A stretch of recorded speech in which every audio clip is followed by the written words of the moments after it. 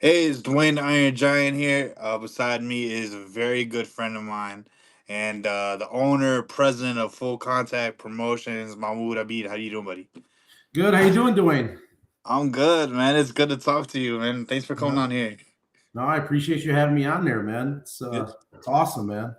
yeah, we got your event, which I get to commentate on, which I love this weekend. So we're just 4 days out from this event for Yeah. in Rochester, New York. 4 days out from weigh-ins, 5 days out from the fights.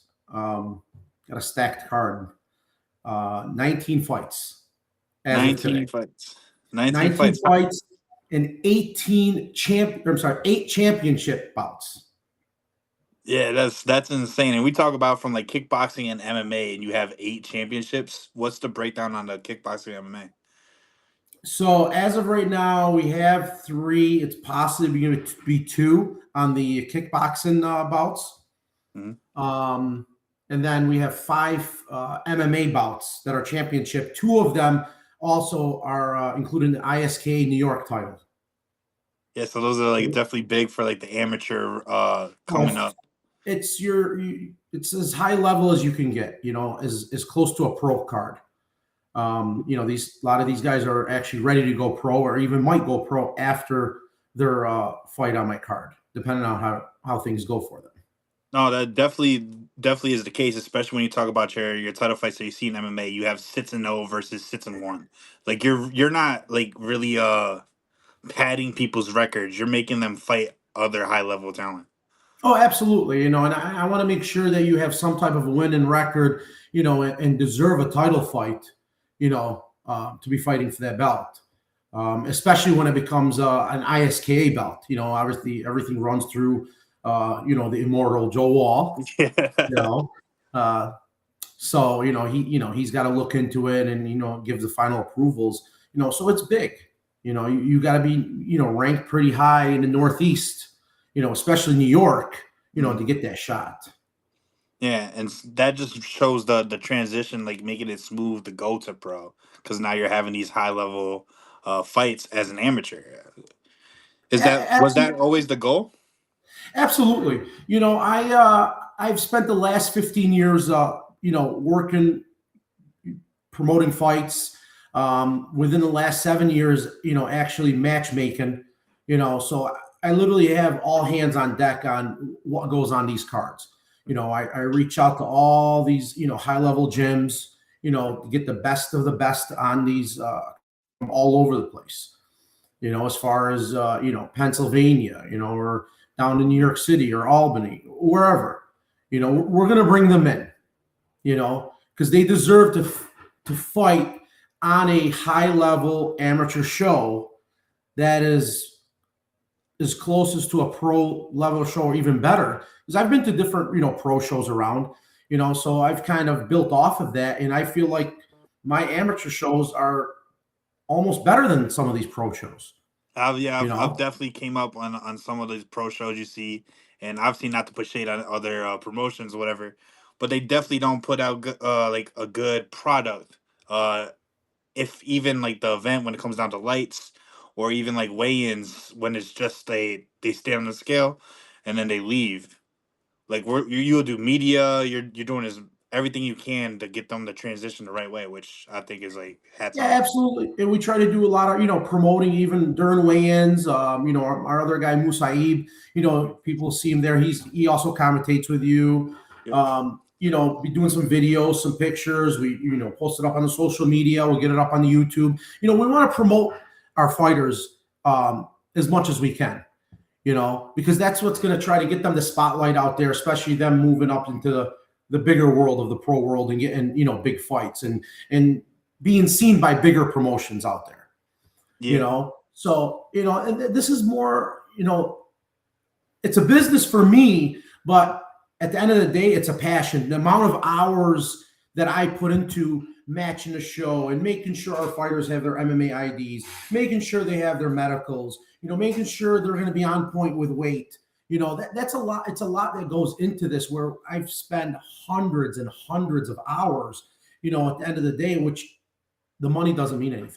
If you're in this for the money, you might be in the wrong business. You got to have the passion to bring the best platform to the promotion for the fighters and especially for the fans, and that's why I book 20 plus fights, Hmm. because at the end of the day, I'll still have a minimum of 15 to 16 fights. Where can you go and watch 15 to 16 high action, high level fights for 45 to $60, Yeah.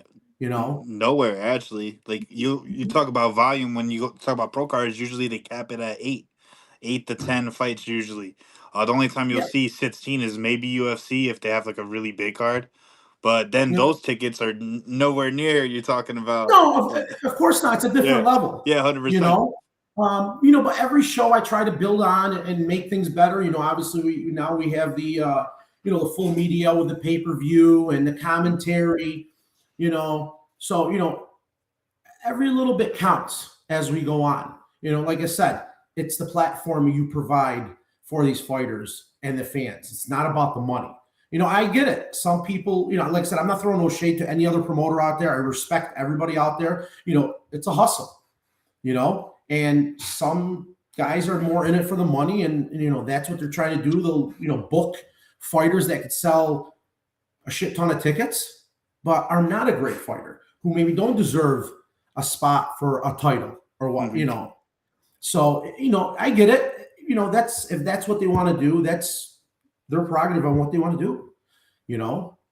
So, Yeah. but we more concentrate on the platform of full contact promotions. Have a product you're proud of. Like, what does it mean? Like we're talking about amateur fighting still. We're not talking about pro. What does it mean to wear the full contact championship belt? As for like other platforms, like you said, like a championship fight 7-0, beating a 2-4 for a championship. Is that a belt you're proud of? Or hey, I beat the number one guy in Connecticut. I'm number one in New York. He's 7-0. I'm 7-0. The winner is probably going pro. That's something we could be proud of. So like I see a lot of Absolutely. value there. Absolutely, and especially that we've had fighters make it to the big league. Started in Yep. our show that's in the UFC, So Mhm. our name, our promotion name is out there. People know who Full Contact Promotions is. So for you to be out there, just like you said, you're 7-0 and you beat somebody who's 6-0. When the scouts are out there looking at you, they're looking at your history of your fights. Where Yep. did you fight? Who did you fight? Did you fight somebody worthy of that belt? So it's, obviously, yeah, once you go pro, you're For sure. zero and Yeah, zero. for It doesn't, sure. or 2-0, it doesn't matter, but you got to have that background of who did you fight and where did you go fight them at, you know so it's big. It's definitely big. Yeah, that's just the growth that it should be in combat sports. Obviously, we don't see it all the time, but then like even we'll say it this way, now we have media, now we have the commentating. I have known many people that had an opportunity to go to UFC, but it was like their first time ever doing an interview, didn't do well, didn't get to make it to the UFC. So like now we have fighters doing promos, doing interviews, in the cage, out the cage interviews, and like it's not your first time doing one uh at the big show. You're doing it as you're learning the whole sport. No, Was there a reason why you wanted to do it that way, or like just like what's the thought process on how you started? Because I know that you've been promoting for a very long time. So let's just talk about like the mindset on how it started and what the finished picture looks like in your head. from when I first started promoting Yeah, fights. yeah, 100%. Well, it was I got into it from the business aspect of it, when I Hmm. got into promoting fights. I got in as an investor, and unfortunately, didn't work out, and and what everybody kind of went their way. And as I got more involved and learned more about it, that's where I became to realize, like, hold on a second, like, dude, I'm so much money deep into this, like, I'm not getting my money back fast enough. So, like, I really have to think about it, like, do I still want to try to keep doing this? Hmm. And then when I thought about it, I'm like, you know what? I do, because there's not a lot of people providing a great platform, for fighters to build their amateur career off of to get to the higher level. So as we kept, I kept growing, and kept learning from different shows. And obviously, at one point I did have a matchmaker that was helping me out, but he had other plans they had, move on and take care of. So I kind of, built off of that. And then when I got into it, I kind of put my own, how I want to say it, strategies together on how I wanted to match make fighters. Mm-hmm.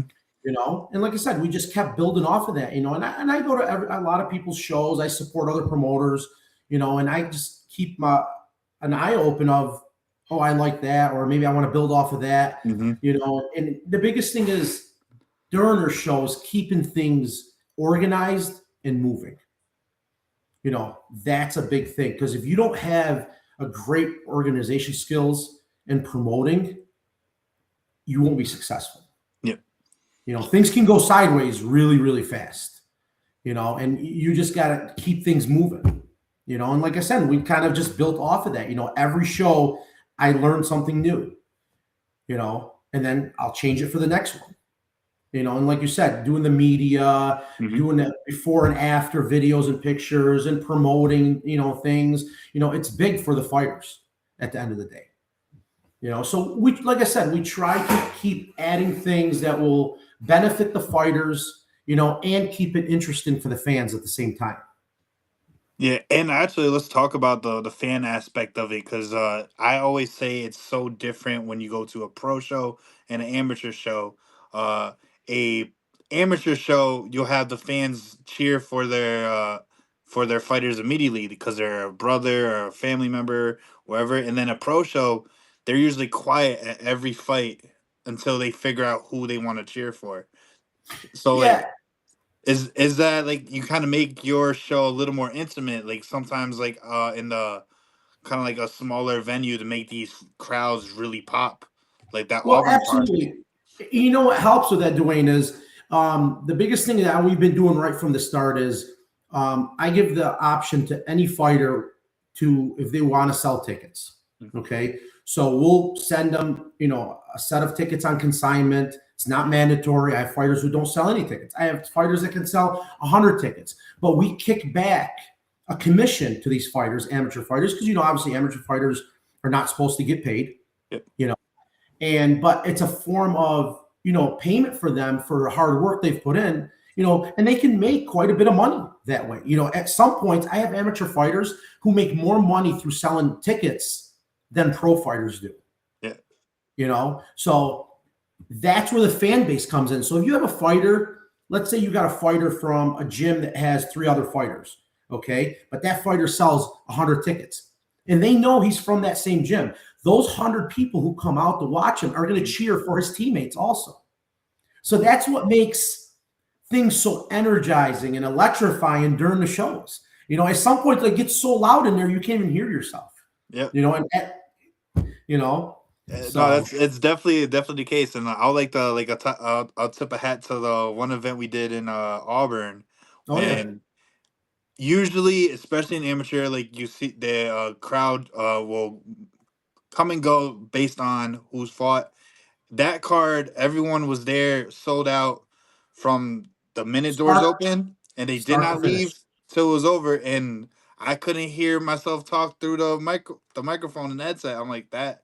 That was a crazy Yeah, environment. that Something card I was didn't experience electrifying, before. man. They was excited, and that Yeah. was the first time I was going out to Auburn. Mhm. Like the people loved it, just because there's nothing been out there. I don't think they've ever had anything out there like that. Yeah. Granted, yeah, it was a smaller venue, but it was a perfect card. Yeah. And I'm not opposed to small venues. Like even like myself, I fought in big and small venues. Sometimes the small venues have that environment that I like more. Yep, Kind of like you could call it underground feel or anything, but something about like a closed knit where you could hear everyone talk. That kind of like gives you chills in a moment. So absolutely. But the biggest thing with my promotion is everybody who works with it within my promotion brings something to the table. Like I said, for example, you and Moose, doing the commentating and the interviews and during weigh-ins, that brings a lot to the table. Our DJ Devin, DJ Protege, Yeah. he's been with me from the start. He keeps the crowd going with the music. He knows what to play. He's good with what he does. And Dan Kirkpatrick, our ring announcer, same thing with him. He's been with us from He's the start, he's and he's amazing. just, dude, he's amazing. Yeah. I don't know if there's anybody else that can match his energy around here, and get the crowd going. The fighters love him, the fans love him. So like I said, everybody brings a piece of the pie to the table to make this promotion of what it is. Especially, for example, the ISKA. Joe Wall. He keeps a tight ship with his crew that are there. Keeps show flowing. Nice and smooth. Making sure that the fighters are safe, ready to go before, after the fight. Our ringside physicians that are there. Just everything in general. Like that's what I was saying. When you have those organization skills and you bring everybody together, it brings one big pie that everybody's able to eat off of. No, you're absolutely right, and let's talk about the whole process from bringing ISK in. Um, there's obviously other commissions you could have chose. Was there a reason why you strictly are 100% in with ISK and Joe Wall? And obviously they put on a great show, and again that safety is great. But is there a reason that you chose them over the So others? so I started before even amateur. So amateur MMA, before it became like MMA in general became legal in New York State. Yeah. Amateur MMA was like, it wasn't illegal, wasn't legal, but at the same time you could still do amateur shows. But we always had used ISKA. So ISK has been around for a very, very long time. So they still came in and regulated, made sure fighters had all their medicals done, make sure we had a ringside physician, make sure we had EMT. So I've been doing it from the start before even MMA became legal in New York State. Mm-hmm. Okay. Then when kind of things, I want to say when it became legal, okay, and New York State started assigning third-party commissions, I don't want to, use names, but I did start off with a commission, and that was the first like official card we did. And that was the card we brought in Nick Diaz on. Mm-hmm. If you remember. And the person who ran it was very rude. His officials, very rude, really bad mindset. Try telling you, hey, you can't do this, or you have to do this, or this is the way it goes, or the doors on the cage has got to be facing this way. Like very forceful, very nasty attitude, So it's like, hold on a second. This is our first time, working with you guys, trying to get things going, and then you're just being very nasty, So I just didn't like it. It was a one and done. And that's when ISKA became, licensed in New York State. And ever since then, we've been working with them. They bring in the best officials that's been doing it for a very long time, officials that officiate in the UFC. Okay. Almost all their officials are licensed with the New York State Athletic Commission. So they can actually do pro shows that are run by the New York State Athletic Commission, So at the end of the day, I'm going to go with somebody who's high level, internationally recognized, besides them having the international ISKA team that we're able to put some of our fighters that have competed on my card to go out of the country and compete for Team USA. It's huge, So they bring a lot to the table. We, before and after the show, me and Joe Wall have probably hour-length conversations on what are we going to do? What do we need to do? Is there anything we need to change? Is there anything we need to make better? So every show we keep adding on, and making things better, and talk to the fighters and talk to the coaches. Like, for example, some of the fighters had said to me, hey, maybe we can get some mats, so we can roll around in the back, to warm up on, So a couple of shows ago, I bought a bunch of those mats that connect together so fighters have something to warm up on, the MMA fighters. So, it's a building process. You'll learn something new every single day, because if you don't, you're going to be history. Somebody else will come in, will take over, and Hmm. do bigger and better things. You have to keep moving forward, and beating the best at the end of the day. Yeah, and like you said, like now with ISK, it's like that partnership. It's not like work relationship. It's more of like we're partners. You Well, brought something to the table. I brought something to the table. Hey, you allowed us to go overseas with some of our fighters, and now we have high level champions. Most of them that went got gold medals coming back, and then that elevates your promotion too. Now you have the best in the world amateurs fighting on a card, all because it's like abs- mutual. and absolutely, and ISK respects the promoters out there. Let's say, for instance, just using an example, let's say I didn't like a decision a referee gave out. Hmm. Okay, I disagreed with it. That's my opinion as a promoter. Hmm. If I said to Joe Wall, say, hey, I was kind of disappointed with the outcome of this. I know there's nothing I can change or, whatnot. Is it possible I can have a different official for the next show? And Joe, he'll respect that. We'll bring in a different official for the next card. And then after that, maybe bring back the officials. Everybody has a bad night. Hmm. There's nobody that's perfect out there. Everyone's going to make mistakes. And that's what people just don't understand, you know? So at the end of the day, we keep working towards our goals to get better. That's it. You know. It's interesting that you said that too, is because it's when you talk about watching as a fan, they only see the fighters, so they only know what the fighters go through and how they build their careers. Referees are very similar in the aspect of how do they get better as referee, only getting more fights, only being able to ref more, and then refing higher level fights and climbing the ladder the same way the fighters climb. And so it's interesting that like we could break down for the people that are listening to this now, like, hey, it's there's a lot that goes into just making an event. Like Oh, down absolutely. to the judging, down to the everything.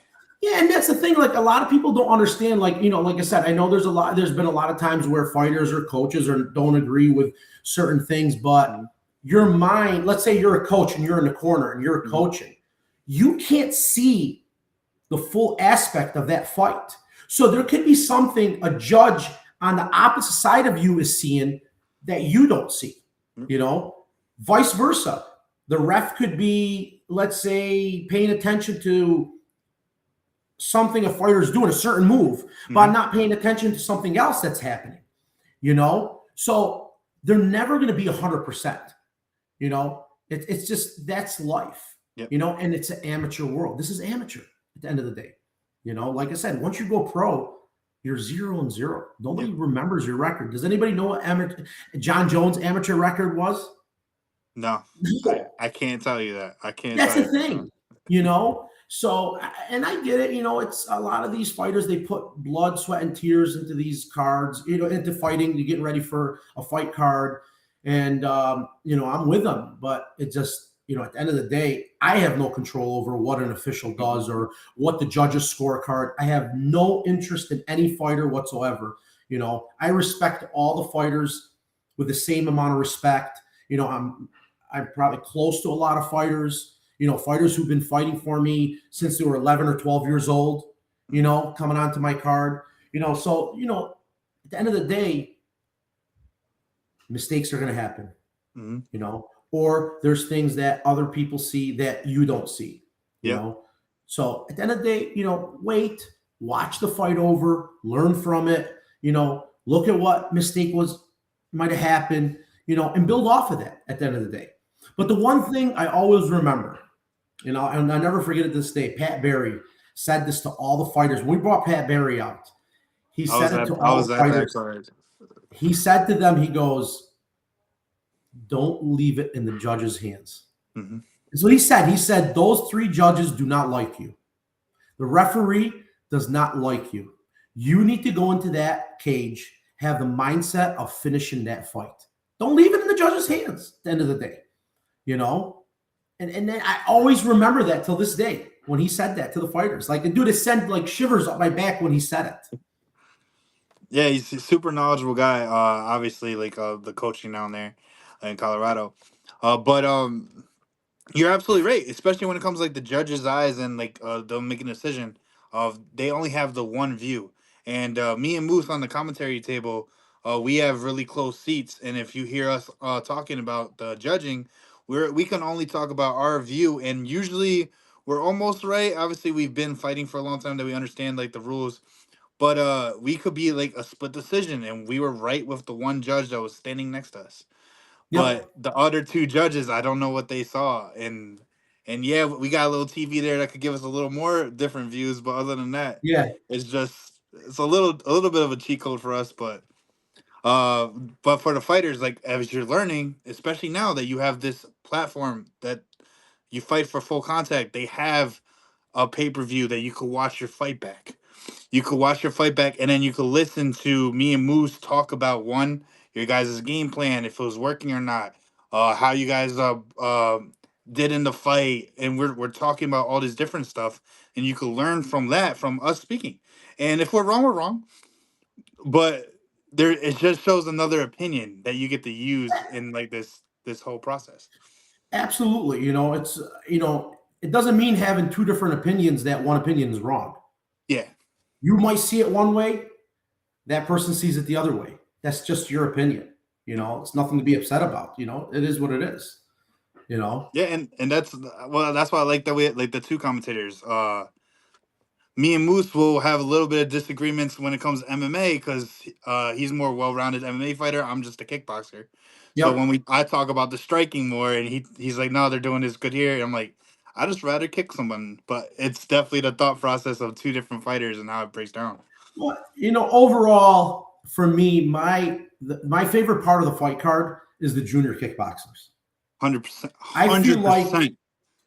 they come out and these guys go to battle for 6 straight minutes nonstop. They swing for like they do throw bombs, nonstop. And it's just awesome to see kids that are 14, 15, or 16 years old, even 17 years old. You get on there, you fight as a junior, and then automatically you turn 18, and now you're fighting as an adult, Yeah, And I've had plenty of fighters that have done that, but it's a lot of people don't understand, like kickboxing or Muay Thai. There's a lot of action in those fights. 100%. I'm glad you brought up the junior fights. How many junior fights you have on this card this weekend? And then also, I'm pretty sure off the top of my head, there's a title fight for juniors. Is it? Yeah, so we have three regular junior kickboxing fights, Mhm. and then we have one junior title fight. So we have, Omar Ortiz from Bedrock. He's, That's exactly the name that I wanted to drop real quick. Uh, yeah, he's been in the cage, nothing but like, dude, he's been awesome. Like mm, he'll put on a show for you. yeah, Anytime the he's ever fought, he's put on a show. the first time I ever Um, saw him fight, it was just a junior fight, and he nonstop action, both fighters, and the emotion they had when they found out who won in a split decision. No one really knew who won. I couldn't say so. yeah, it was a close And fight. every time I've seen Omar since, it's been the same thing. And so like he's on this card. That's one of the fights that I need to watch. If people are looking at, hey, what's a fight to watch? He's a 16-year-old kid with a lot of talent and a lot of heart. So he's fighting Solomon Britton out of Lockport. So this kind of was a late. Solomon took this on a last minute. We had his opponent backed out due to injury. So Solomon stepped in. Now Solomon has fought kickboxing once, okay, and his first kickboxing fight was against a phenomenal fighter. It was a loss, but it was against Rohan Makepeace. Rohan is Oh, fighting for the 145-pound MMA title. oh, Okay. yeah, Rohan's a Yeah. monster. So, but Solomon took a different direction and he went straight boxing. The Mm, kid has won multiple titles in boxing. He's an amazing. He's got hands. So I'm excited for this card because I know the both of them are going to be throwing hands. mhm. It's going to be fireworks in this card. Like that fight, you cannot miss. That's one fight I am looking forward to.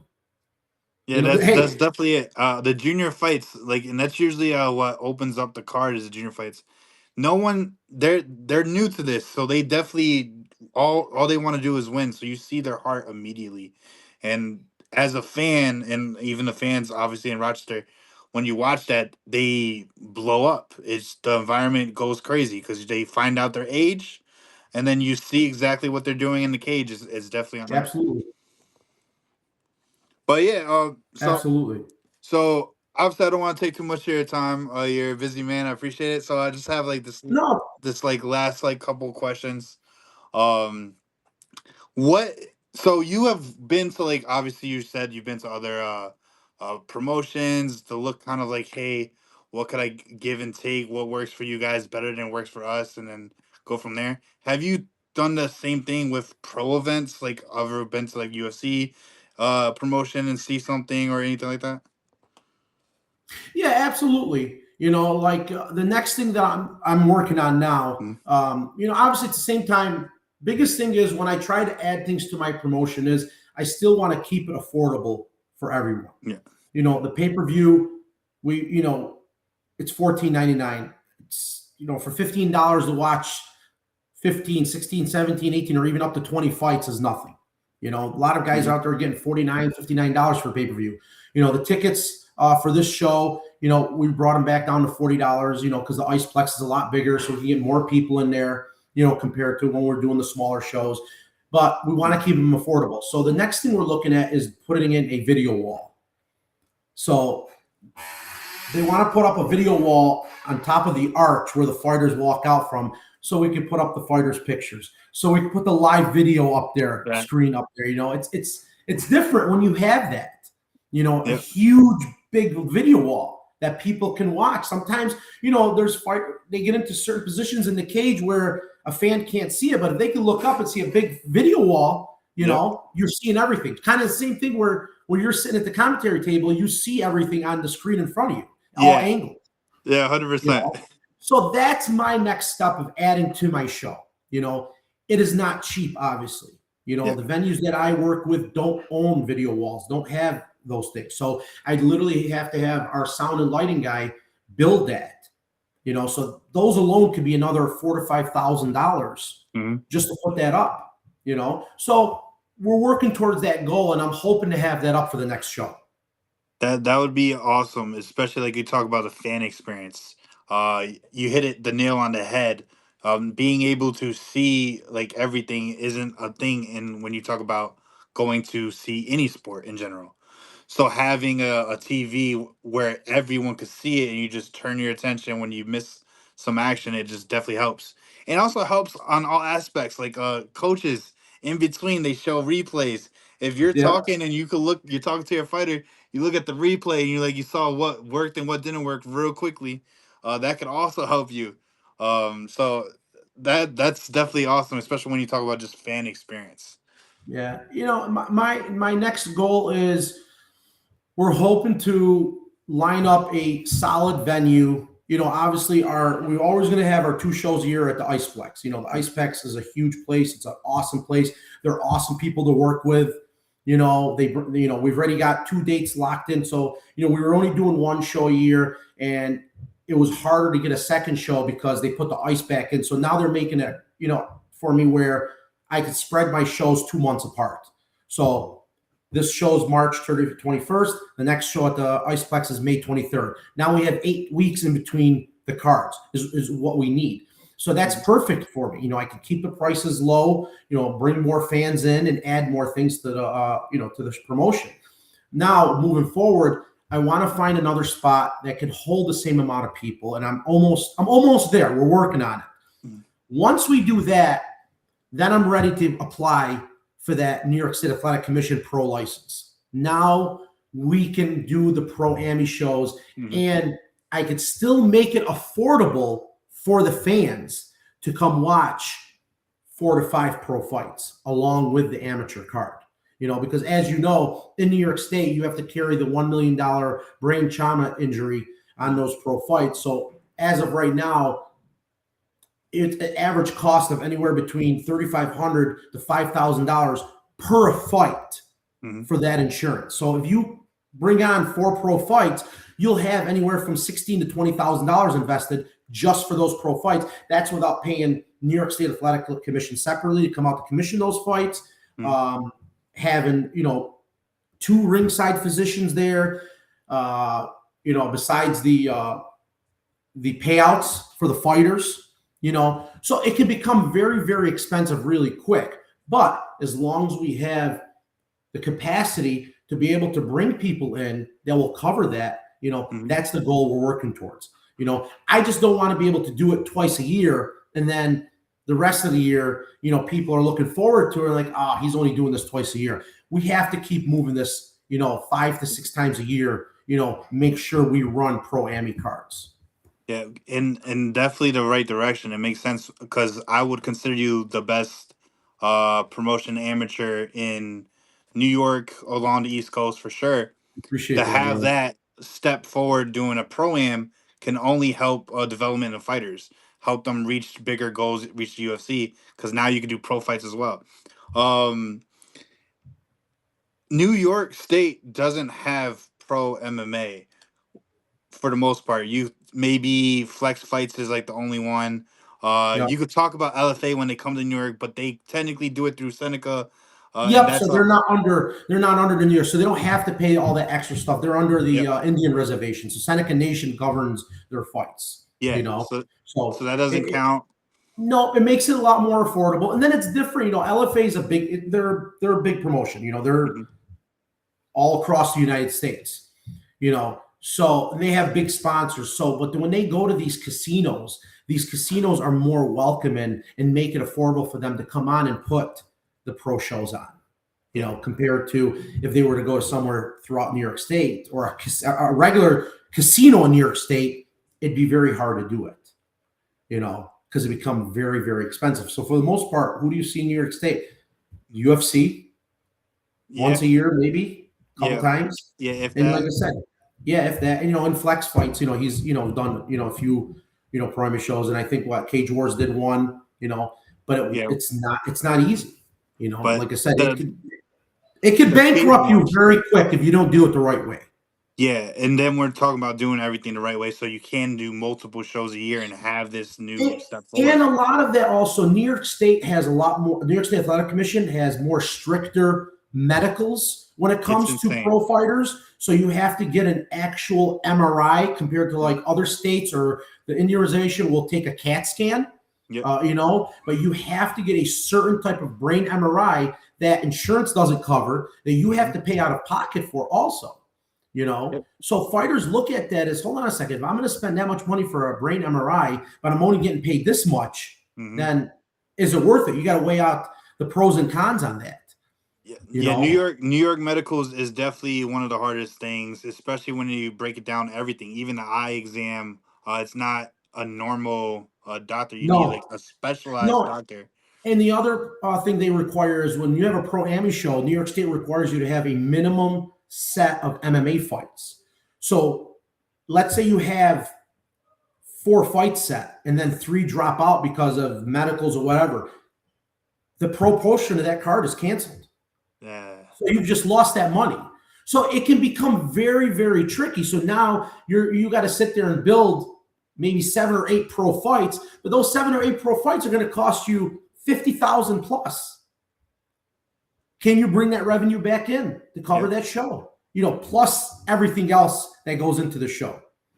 You Yeah. know, Yeah.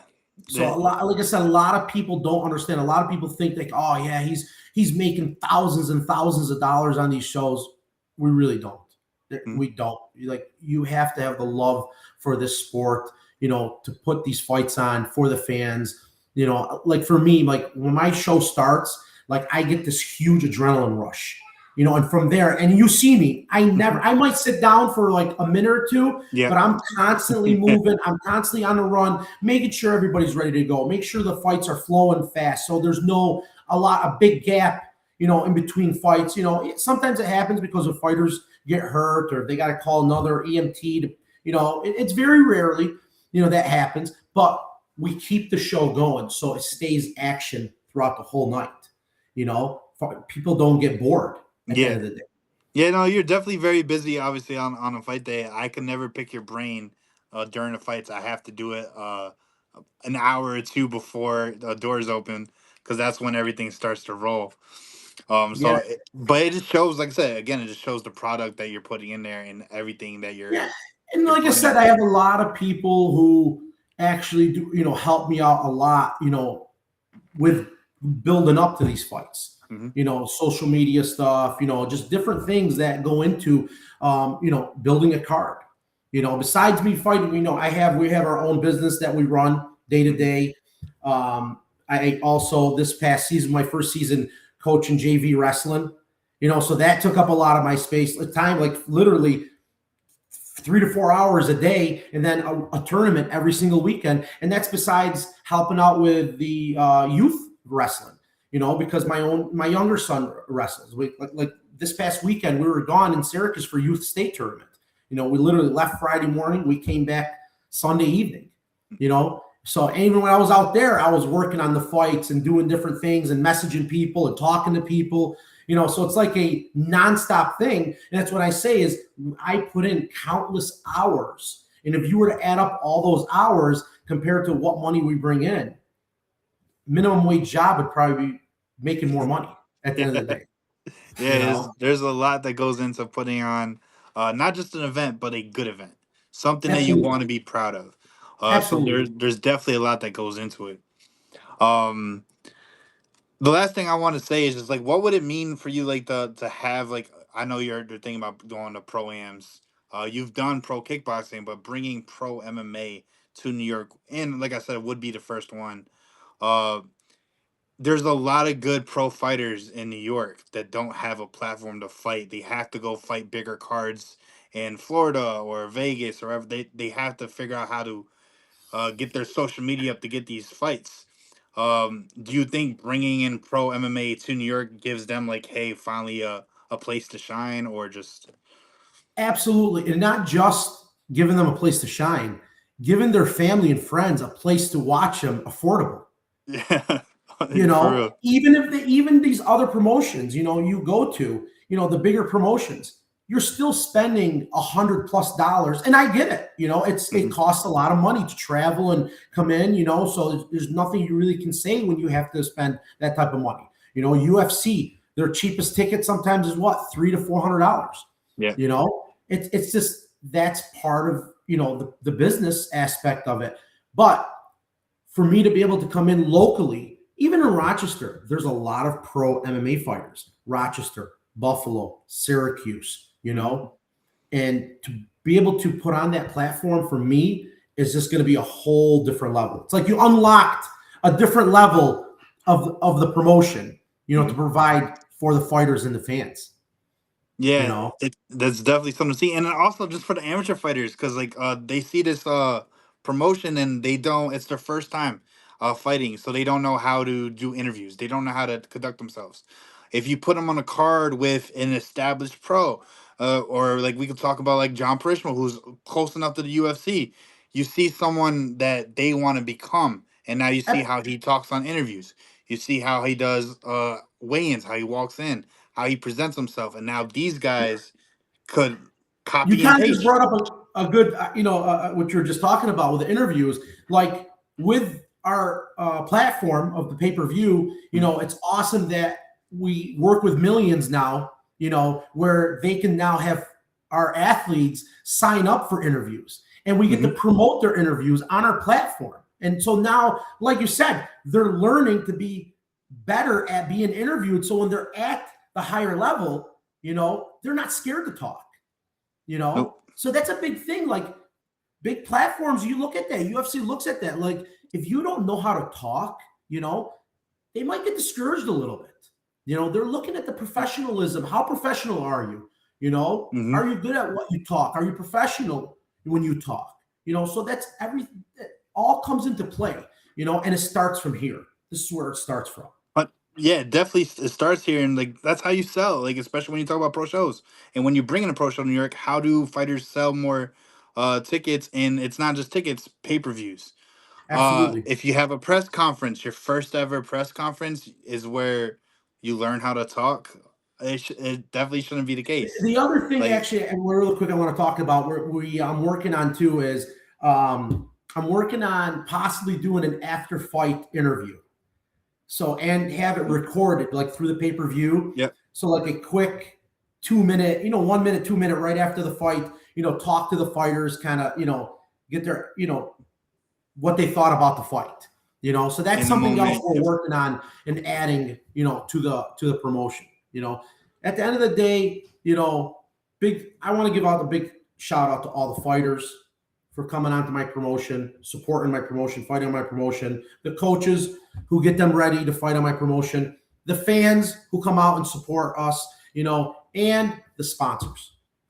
Mhm. Sponsors means it's huge, for this promotion. And we have sponsors that have been from us right from the start, So when you see us advertising our sponsors, those are the people we have to support because they've supported the local MMA and helped building a platform and keeping it affordable for the fans at the end of the day. So, that's whole everything in a nutshell.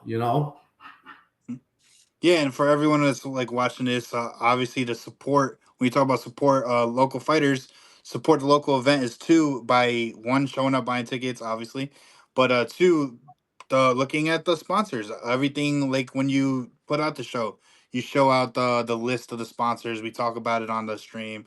You post it before the event. This is where people could actually look at this and then bring back uh help for both obviously your promotion and Oh, then everything here. absolutely, absolutely. So I'm looking forward to this weekend. Yep. Definitely, like I said, stat card, 19 fights.